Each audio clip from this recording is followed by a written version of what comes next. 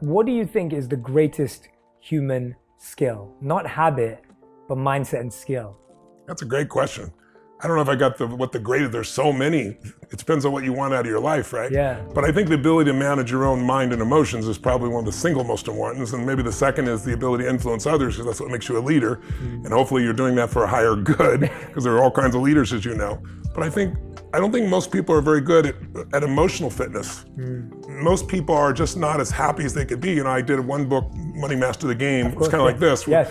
And what I did in that case is I interviewed 50 of the smartest financial people in the world, Yes. Ray Dalio, Carl Icahn, Warren Buffett. And out of 50 of them, and again, it's in my judgment, I could be completely wrong, and I've spent a lot of time with them. Some have become really good friends. There's probably 4 or 5 that are really happy people. You go, oh, well, money makes people unhappy. Money, it has nothing to do with money. Money makes you more of what you are. It just magnifies. If you're mean, you have more to be mean with. If you're kind, you have more to give, But I think that most people are they haven't learned to manage what's going inside. It doesn't matter how much abundance they have, they're still unhappy. We've all seen people great comedians that have killed themselves. Anthony Bourdain, beautiful man, traveled the world, killed himself, fashion designers that have done it. We've all seen all these different people, Kate Spade. And it's like, what? They had everything, except they didn't master what's going on here and here. And this is why you lived your life the way you have as well. So I think that skill set is the most important one. That's why even in the book, my last 2 chapters I think are the most important, because it's really about the power of the mind. Because everybody knows about placebos, right? They were only discovered in World War II. And it was discovered by accident. This doctor ran out of morphine, and he's treating these people that are badly injured. And you need the morphine not just so they're out of pain, but so they don't go into shock. And the actual person who discovered this, who gets no credit, was the nurse, because the nurse handed him a syringe and said, we've got some more morphine. So he believed it, and he said, you'll be out of pain in just less than a minute. Wow. He injected them, and in every case, none of them went into shock. 90% of them were out of pain, and they used nothing. It was saline. Right? So after World War II, he went back to Harvard, and he was the person that created what we now consider to be the double-blind studies, which are always compared to a placebo, right? And what most people don't know is the bigger the placebo intervention, the more powerful the mind believes it. So a small pill is less effective than a big pill. An injection is more powerful than a pill in terms of its effectiveness. The most powerful is a sham surgery. The Veterans Administration did a study, and they did on people doing knee surgeries, and they took 1/3 of the people and they just cut them open, anesthetized them, and sewed them back up, did nothing. A year later, this group, the group that had no surgery, had the least amount of pain, the most amount of flexibility, so they stopped funding those surgeries, to give you an idea.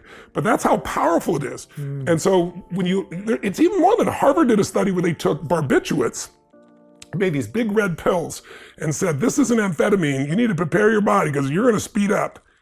They didn't give them something fake, they gave them an actual drug that slows the body down and the body sped up.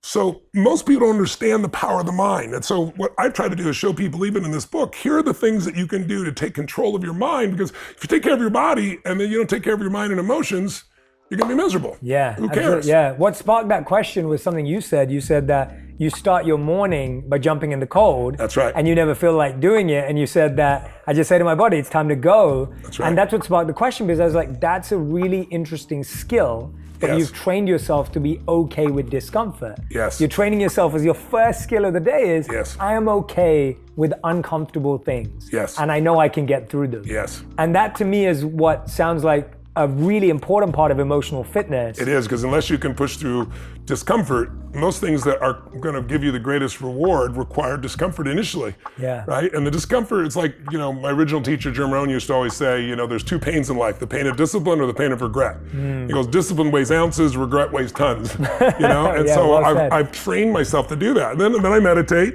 Then I always make an acknowledgement call briefly, or leave a voicemail for someone just to spark the day. And then the first thing I do is always whatever is the most difficult. Yes. Because then you have momentum for your day. And when you train your brain to do what's difficult first, then emotional fitness just comes naturally. And more importantly, so does achievement, so does your ability to contribute to other people. Because I have 105 companies now, to give you an idea. I manage 13 of them directly, ongoingly.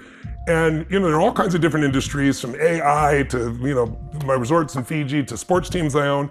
And I mean, it's insane, the dichotomy of them. We're doing $7 billion in business, so I gotta do that while I'm being a good dad to 5 kids and 5 grandkids, while I'm taking care of my body, while I'm living my normal mission. So if I don't take care of my body and my energy and my mind, I mean, you'd be overwhelmed by all the demands because, listen, all I gotta do is pick up my phone and you're gonna have all kinds of, oh, that's cool, oh shit, that's it. Because, you know, what are the chances with thousands of employees on 3 or 4 different continents now that somebody's messing up? If messing up is not what I think they should be doing, it's 100%.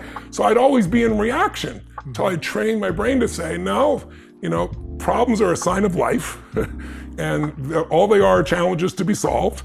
And what makes you a great leader is your ability to solve problems or teach teams to build a culture where they can solve problems. And so it gives me this tremendous creativity and flexibility, but I've got the base of energy to make it work. Yes, exactly. And you've given yourself a permission to say this matters first before we get lost in the 7 billion and 105 companies and all of that. Yeah. And I think that permission's often the toughest part. Yeah. But one of the things that stood out to me was I sat down, and this was a really beautiful answer that I want to share with you because I think it will spark where I want to go next.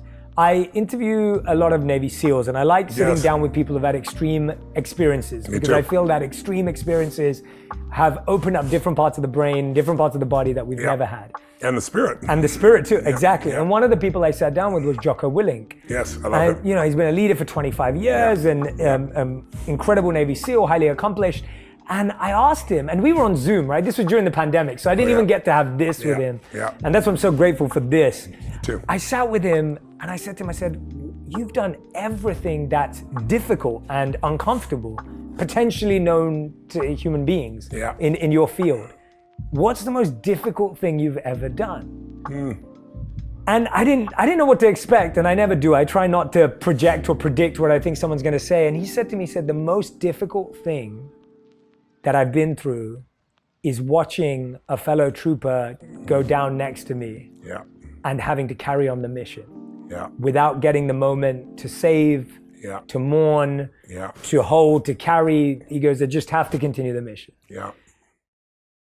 And that was just an answer that, you know, he could have said, oh, it was like standing in the cold water, it was doing this, it was doing that. And so I wanted to ask you, what was the most difficult thing when you know all this and you've seen someone's pain and either they weren't willing to apply it, you saw them too late? Has there been someone in your life that you're like, I had all these tools to help them with, but they weren't ready to receive, or that it wasn't accessible at that time for them? Has there been that? Or have you found that you've always found a way to get through? And not even you personally, I mean, in your personal life too. Yeah. I first of all I agree with what Jacques told you, which is, you know, dealing with the loss of someone you care about is probably the most difficult thing of all. I would say maybe as a child, seeing the level of frustration between my parents, you know, I had 4 different fathers, and watching them kind of, you know, accept whatever life gave them. It's why a lot of my drive came about, is seeing my fathers be berated by my mother, who I love dearly, and just watching them break down. Like, you know, probably the single most painful event of my life, but also shaped me in such a beautiful way, was when I was 11 years old. We had no money for food, and it was Thanksgiving, which in America is a big holiday feast. And so we'd been without food before. We'd have crackers and butter, and we survived, but we weren't gonna have a Thanksgiving feast.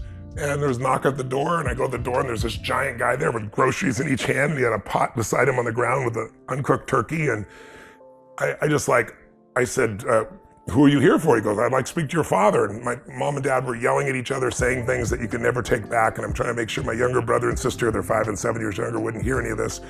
And that day changed my life, because I thought it was gonna be the most exciting day. Dad, go to the front. What is it? I said, it's for you. You answered. No, it's for you. And I remember we opened the door, and I was just so excited to see my father be happy. Like, we're gonna have a feast. This is gonna be incredible. And he got angry. And he's like, we don't accept charity. He went to slam the door in the man's face, and the man's foot was there, so it bounced off his foot. He still opened the groceries.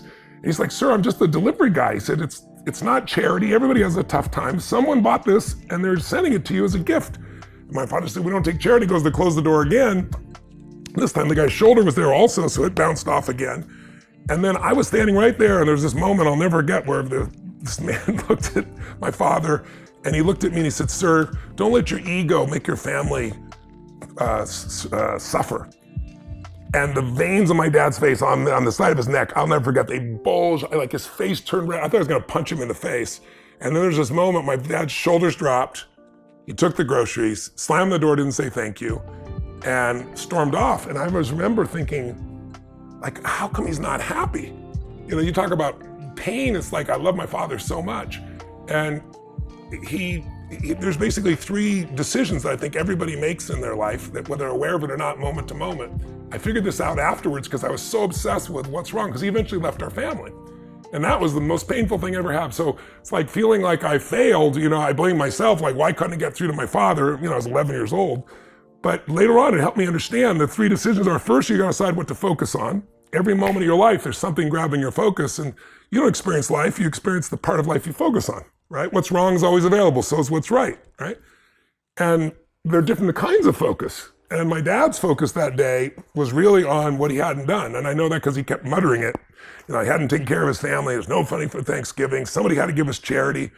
And then the second decision you make about, once you focus on something, is what does it mean? Is this the end or the beginning? If you think it's the end of a relationship, you're gonna behave different than it's the beginning, right?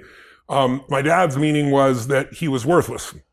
And so then the third decision is, what do I do? Which, whatever meaning you come up with creates the emotions, which affects what you do. And what he decided to do was leave our family.